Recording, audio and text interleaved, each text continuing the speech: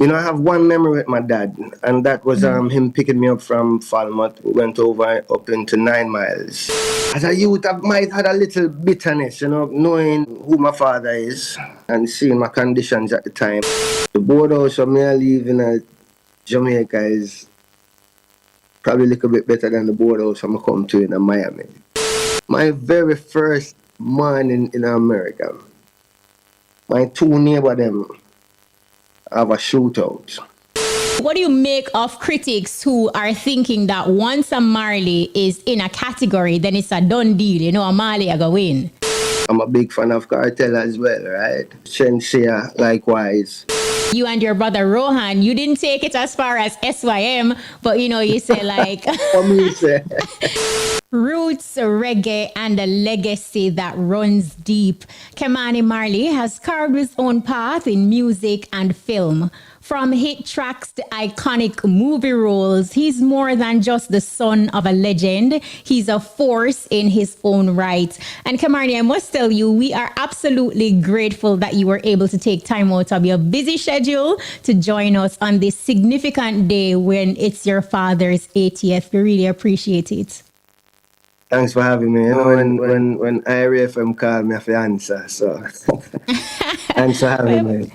Yeah, we appreciate it. And today we are going on your journey because you have done so many great interviews just to talk about your music and your influences. But today we want to take a deeper dive into Kshema Marley, like talk about your foundation, what was it like growing up in rural Jamaica in Falmouth?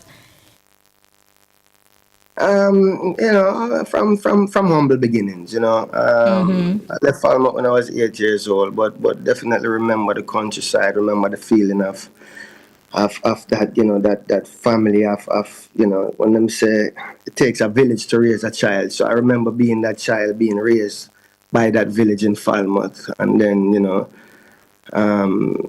leaving shortly after that at 8 years old to the inner cities of Miami, which was definitely quite a change. I can imagine. Oh man, so you're coming from this beautiful countryside where everyone knows who you are and everyone is there to make sure that you get back and forth safely, to going into an environment that was very, what I would say now, very, very volatile, very volatile. So it was definitely a shift, but it helped to mold me into the person I am today. So, I have no regrets. Share with us something that you admired about your mom. Like, what was it like as a youth, as a child? Well, I tell people all the time, I say my mother, from I can remember as a child, when I guess kids used to get the regular bedtime stories, whether it be the cow jump over the moon or the old lady in the tree. I not even know the story then, right? So my mother was a lady that, my bedtime story was always about the revolutionaries and the revolution, that's taking place around the world. So, you teach me about Stephen Biko, Marcus Garvey, Fidel Castro, Malcolm X, you name it. So, yes, and a very strong woman. Did her very best to raise me as a child, and sometimes I know for her it wasn't easy because, being a boy Pitney in a house with majority women, they had a little trouble on their hand where I was concerned. But is a strong black woman, and she raised me to be a strong man. She raised me to really stand up and fight for myself, and and never be afraid to express who I am, or never be afraid to let my voice be heard. And that, I love her dearly. Do you have a standout memory or experience with your dad? With my dad, I have one memory with my dad, and that was him picking me up from Falmouth. We went over up into 9 Miles, and I think he had just got back from America and brought the slingshot that was made of iron. So we did used to just pick in the little tree branch and add in the rubber band and of that. But his one was well crafted. And so I remember going into the bushes, me and my older brother Stephen. And there was another gentleman there with us as well. I don't remember who. But somehow on the way back, the slingshot got lost in the bushes on the way back. And I remember going back and Stephen saying to me, you lose the slingshot. I mean, I said, no, I don't mean lose the slingshot. Are you? And I said, no, you lose the slingshot and daddy, I gonna beat you. So I remember, just having that on my mind, walking back to the house where it was. And I remember walking straight up to him and just saying, daddy, me lose the slingshot. And I remember him look down on me and smile. And, at that point, I knew I wasn't getting a beating. And I went back around, I went back on my way and went back to playing. Wow. And that is my only memory of my father. Wow. Yeah. Now, being an only child for your mom, was it difficult to kind of integrate into a blended family? When you say a blended family, what? Oh, you mean with my brothers? With your brothers, yes. No, and I want to tell you, my older brother Stephen, I say it all the time, without him, we wouldn't be what we are today because he really took on that responsibility of being not only big brother, but being, I don't want to say father, but making sure that we were properly guided, making sure that we knew what this legacy was about and making sure that we were together, that we are a unified force. So he made that quite easy for us, and forever grateful. And I tell him that all the time. If it wasn't for him, we wouldn't be what we are right now. Wow, that's amazing. Can you remember like how old you were when you really realized that your dad is like the legendary Bob Marley? Why? I think I'm still realizing now because this thing here, it continued to get. I watched this legacy continue to grow and grow year after year, and for me, for a while, as a youth growing up, it didn't really dawn on me. I knew, my father was Robert Nesta Marley. I knew he was a great man. I knew, people loved him, but I didn't really know the impact, that he had on not just Jamaica but on the world. And yes, I would say maybe around high school when it really dawned on me that wow, this man, outside of being my father, this man is really a gift to the world. Yeah. You know what I want to ask you though, because like earlier on when you mentioned like that's the only memory like you can remember with your dad, does it, like bother you that you didn't have more childhood memories, with your father? I won't say it bother me. Of course, I would have loved to. Yes. But it's destiny, and I think it was sad to lose him at the age that we lost him at, but at the same time, God had a plan, and everything, is in a timely manner, and I think, it was just ordained, and that is a part of why he is not here in the flesh, but very still much here in the spirit, and very still active in a lot of people's life, day to day life. So. Everything happened for a reason because sometimes when you look back on some of our black stars and our black leader, you find the system find a way to diminish them, to really break them down before the passing, so them have that stain.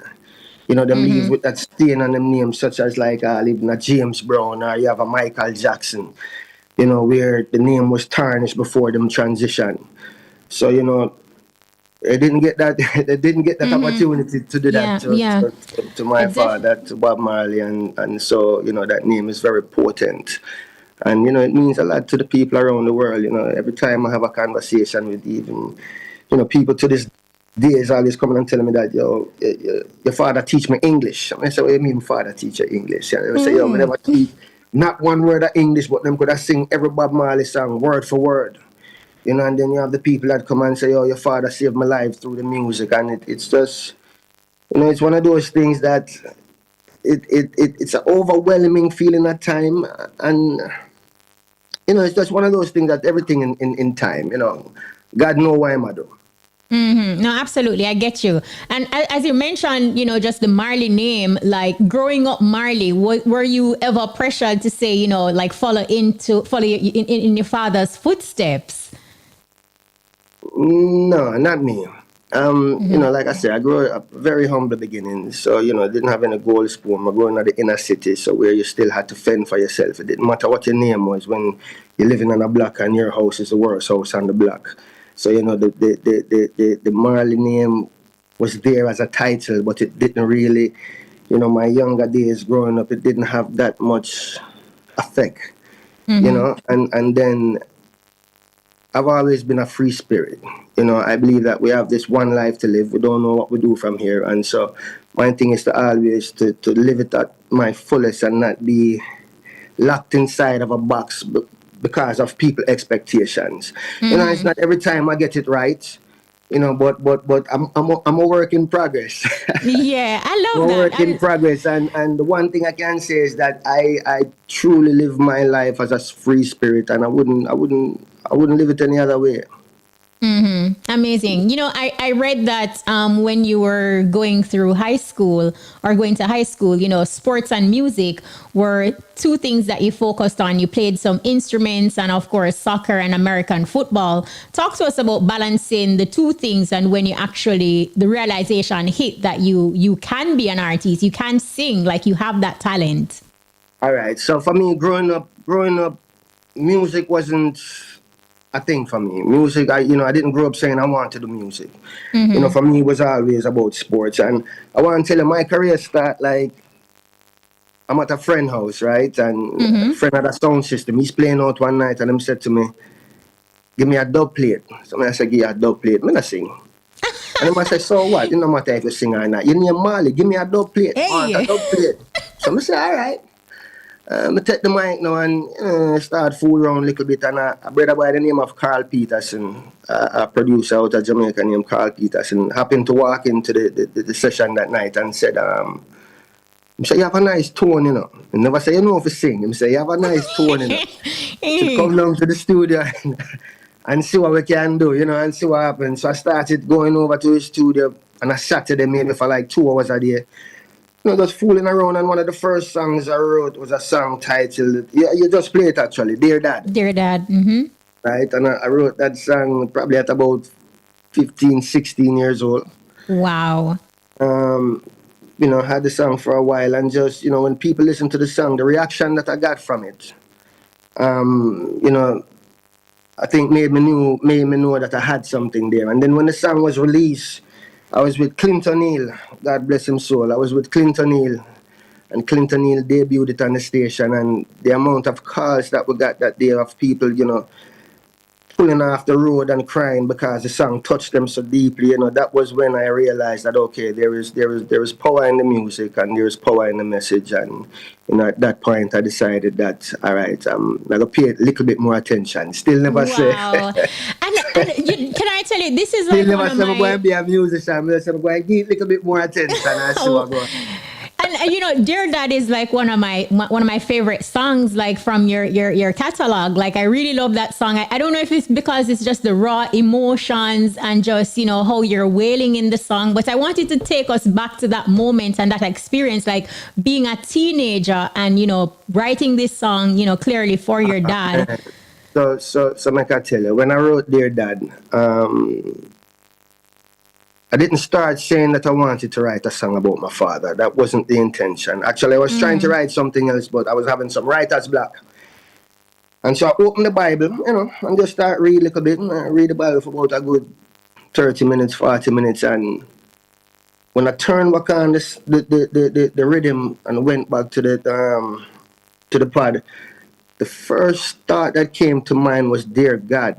Even with that, I didn't have no idea what was about to happen. And once the Dear God hit the paper, the song pretty much wrote itself. That for me, tell people all the time, that for me was the easiest song and the hardest song to write at the same time, because easy being that there was never a thought of what the next line would be. It's almost like my hand went into autopilot, and all the emotion started to flow out, and in that time I realized that this is therapy. This is bottled up feelings that I have inside that needed to be released. So now I'm writing a song and crying at the same time. And up to when I just started performing that song on stage for maybe like the first, I'm kidding not, maybe like the first 2-3 years, I would always tear up in the middle of that song and would have to, catch my composure and and come back to it again. So yeah, that song for me is still to today is if I was to ask if I have a favorite song, that would be my favorite song because of what it means to me. Wow, I definitely can see that. And so here it is, just by the way, you natural talent, you churn out this awesome song that is impacting people that you don't know, and they're sharing their experiences with you. At what point, leading up from there, did you, come to the realization that you want to take this thing seriously now, like to record more songs and put out? Yeah, I think once that song went, all right. So I had this one show, right, and a gentleman came up to me at the time, an older man for me, came up to me, and he was crying and telling me that I saved his life. Now at the time when him telling me that, I take it for a joke, I like, all right, I wish crazy, wish crazy all this now. What is now me I got here? And he said to me that he had lost his father. Said he didn't grow with any mother or any siblings. It was just him and his father. And he said he lost his father and was in his room contemplating suicide, right? He said that he had the gun in his hand because for him, he had nothing else to live for. His father was the only person he knew, the only person who would love and care for him. And he said for some reason, he didn't know at the time what was in the CD player, but he said for some reason, something told him to press play on the CD player without even looking what was in. And he said the song Dear Dad came on. And he said when Dear Dad came on for him, he felt as though that was his father who told him to press play, to get that message to him. And he said it was in that moment that he decided that he wanted to live and, Wow. and die. And for me, that was very touching because, I have a man that's telling me a story and literally is crying at the same time of telling me till it almost brought me to tears. And in that moment, I know that, yeah, this journey is more serious than I expected or than I thought it would be, and then, yeah. And so here I am That now. was it. Wow. And, I know you said, you are also a free spirit, but then the Marley brand is deeply rooted in reggae and Rastafari. How do you balance, like honoring the tradition while evolving as an artist and being you? It's the mind thing is just about just trying to be a good person.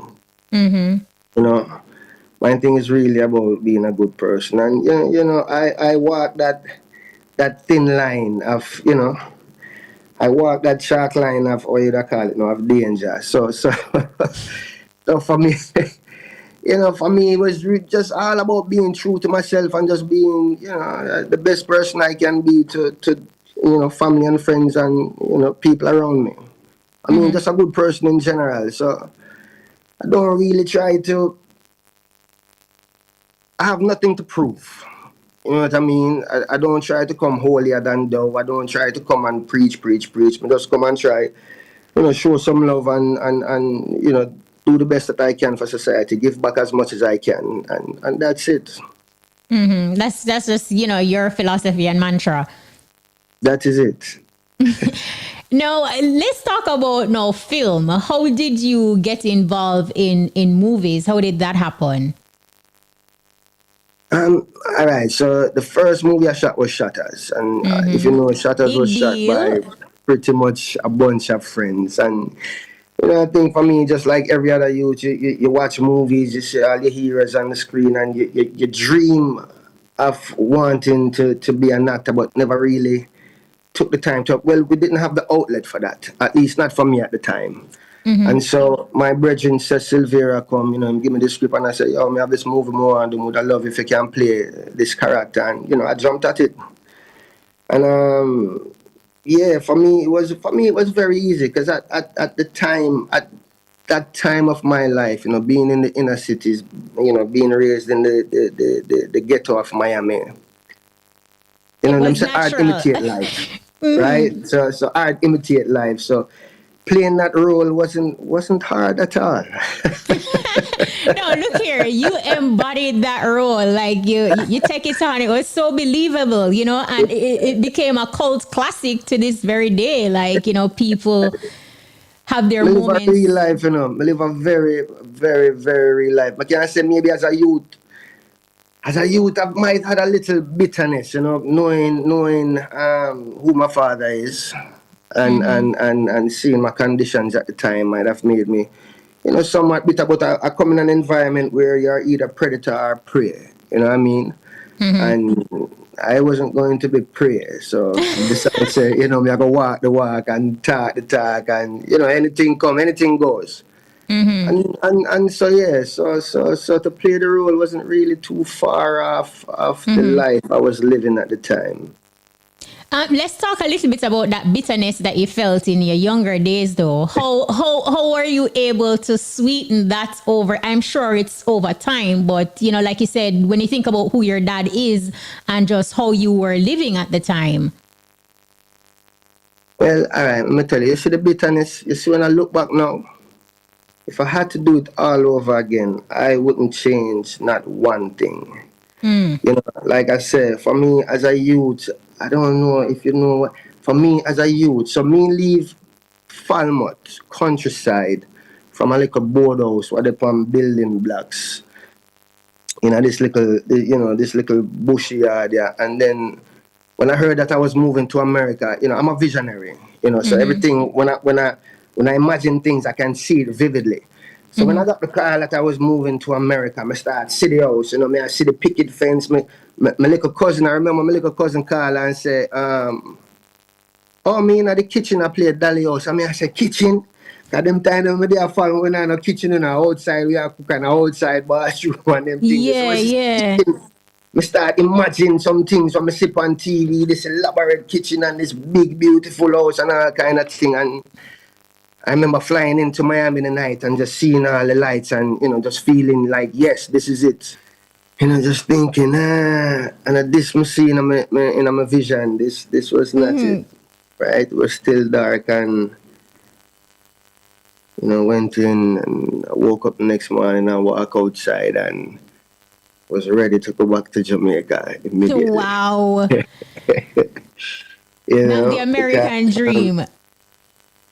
the American dream was a disaster, to say the least, right? Because the boardhouse of me I live in Jamaica is probably a little bit better than the boardhouse I'm come to in Miami, right? Wow. Right, and then on top of that, I live on a block where across the street I woke up to crackheads every morning. Wow. Oh, yeah, I woke up to junkies, every morning, noon, and night. That was the neighborhood.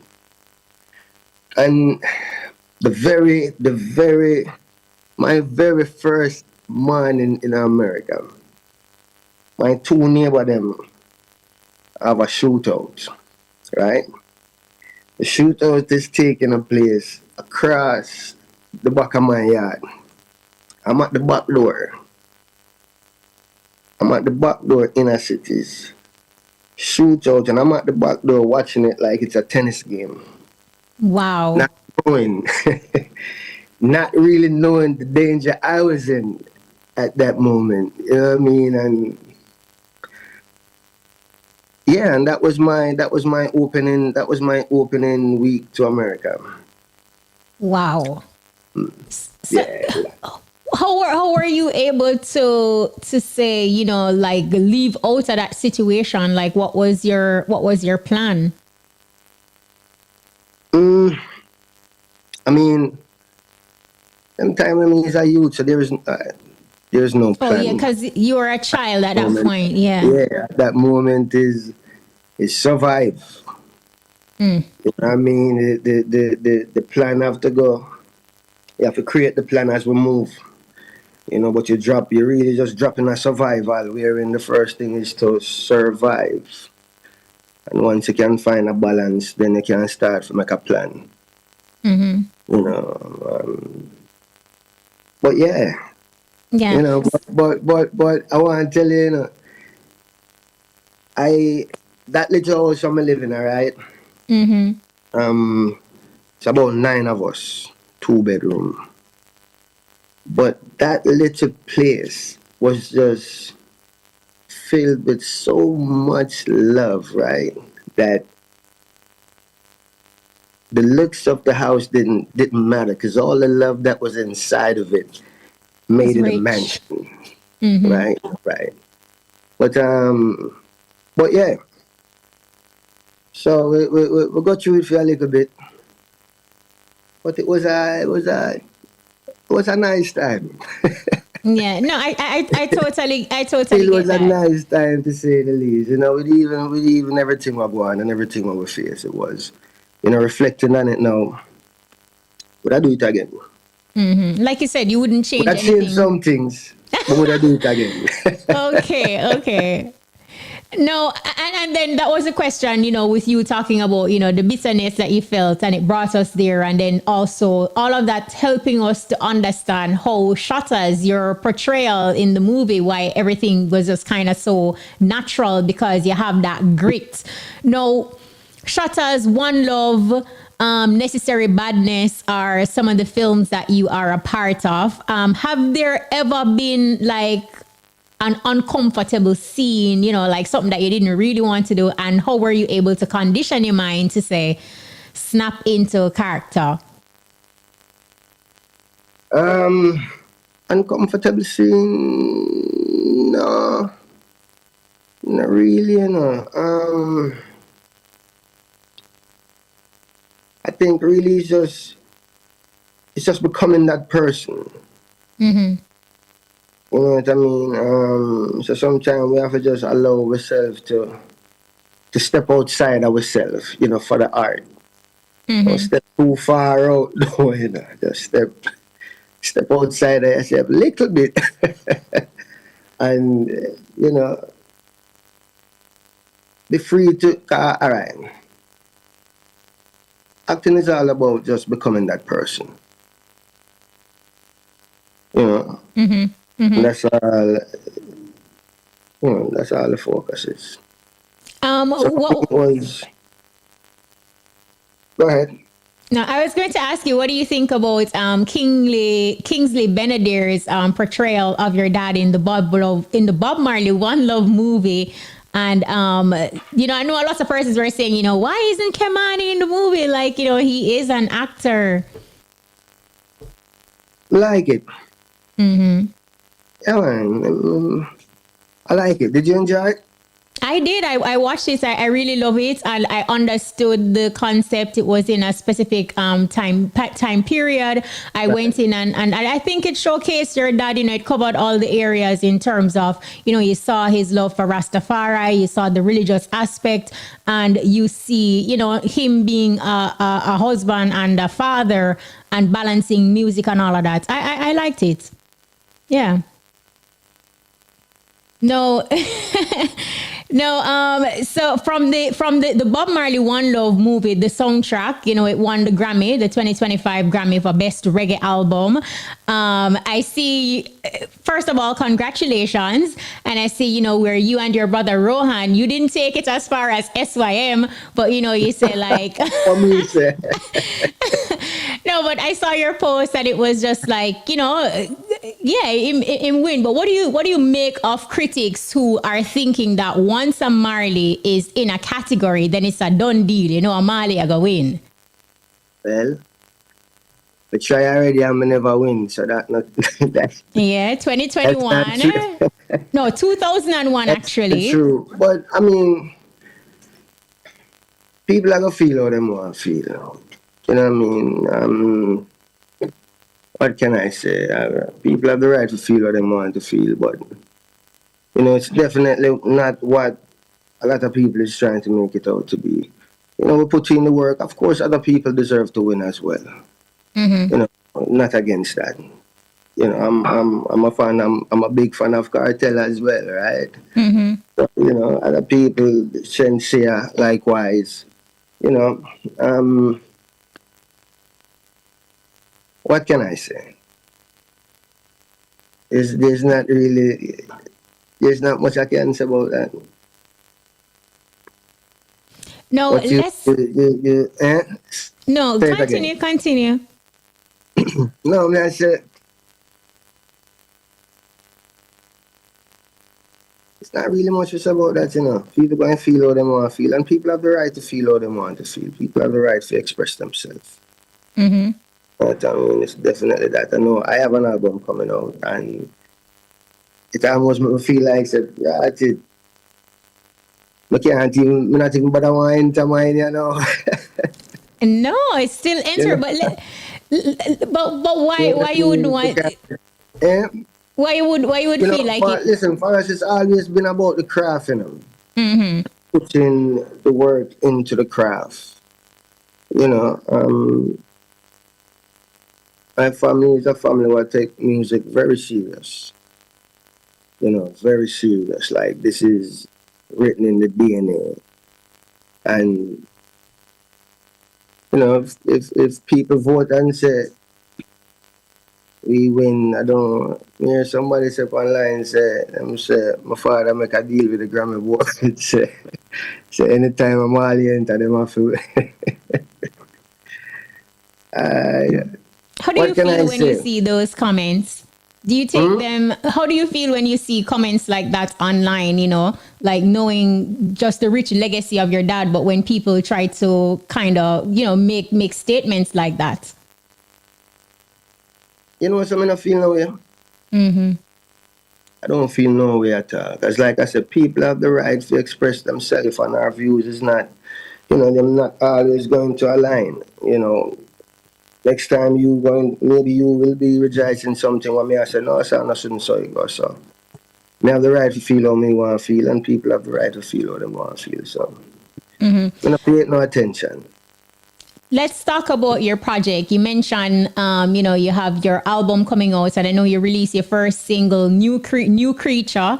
The song in itself, it's again, I find it to be a very deep song. Talk to us about the personal connection and meaning of that song as it relates to you. New Creature is about, New Creature is about finding yourself, you know. New Creature is about looking a little deeper. I say it all the time that so many of us go through life not knowing who we are because our entire life was spent on pleasing someone else's wishes, and sometimes people, you have some people who are looking to the mirror and see a perfect stranger, right? Because even looking at themselves and don't know who them are. So for me, New Creature was about digging a little deeper and finding yourself and not being afraid to be true to who you are, unapologetic. Right? And when people say relax, got you in a little you go through some things in life. Right? And sometimes you need a rebirth. And for me cutting my locks at the time that I did was something that I needed to do. To really just start again. You carry so much energy, and even through the time of your younger years with all the hands I got through your hair, and the different people who twist and roll for you, and just all the other things where you go through in life. And it's for me it was a spiritual changing, right? It was looking deeper, trying to find my deeper self, and the rebirth. And with the rebirth, you have a new creature. did you know, like sometimes as individuals, like when we get on a path or we feel like we need to have a rebirth, or even the cutting of your hair, like that is so symbolic. Like sometimes we go through like some tough situations and times. Did you experience anything specific that actually led to, you know, removing your locks and kind of like you said, a rebirth? I don't think it was one specific thing. I think it was just a part of the journey. You know, for me, let me say, yo, turn off that. Um, for me, it was just a time. It was just, you know, it's like that was just my spirit talking to me. You know, let me I know feel that you. you have times in your life, you know, you have these times in your life, you know, so you have to make a change. It's where the change happens, you know. It's when you move from boy to man, you know. It's when you move from immaturity to maturity, and you have those times. So for me, it was just a spiritual shift in that moment, and yeah, but you know, that was it. So here comes the new creature, but the new creature of some old ways. Yes, and I have the song. I'm gonna give our listeners a little bit of it, like before the interview ends. The teaser.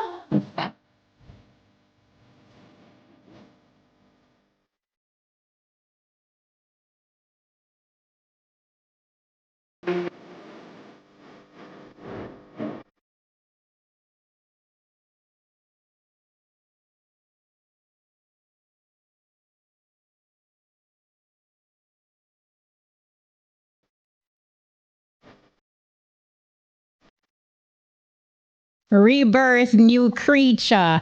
No, I went your the tour with your brothers. I saw the Georgia leg of it. Really, really awesome. It was a great tour. What would you say was like a memorable moment of that tour for you with your brothers? From start to finish. Yeah, from start to finish.